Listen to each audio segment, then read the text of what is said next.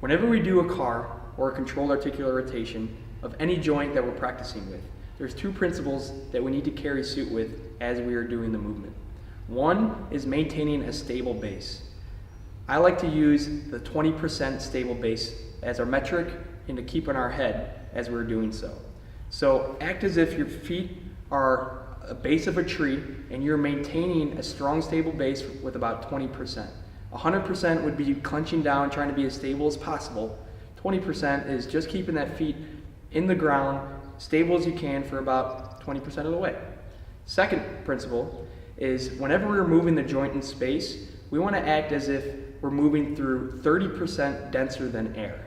So for the shoulder example, if I had negative density in the air, I would just whip around. 30% density is just a little bit thicker than air, where it feels like I'm going against a little bit of resistance.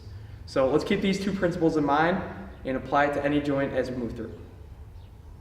Here we'll be discussing the knee car. The knee actually moves in 4 ranges of motion, contrary to belief when people think it only moves into 2. The 4 ranges of motion are flexion, extension, tibial external rotation, and tibial internal rotation. And we'll go through those both here. So we're going to have Blake grab behind his right knee, and we're going to make sure you have enough space to move here and back. So hold the knee as high as you need to, just to make sure your foot doesn't touch the ground. Starting in about midline position, we're going to have Blake pull the heel all the way up into flexion. Good. Once we get to max flexion, we're going to slowly go into extension. Extending that knee.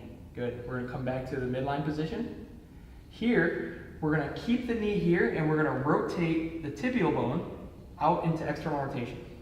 Now, once we have it externally rotated, we're going to go into flexion. Keeping it rotated, go into extension. Come back to midline. Now we're going to go into internal rotation, slowly go into flexion, and then slowly go into extension. And back to midline.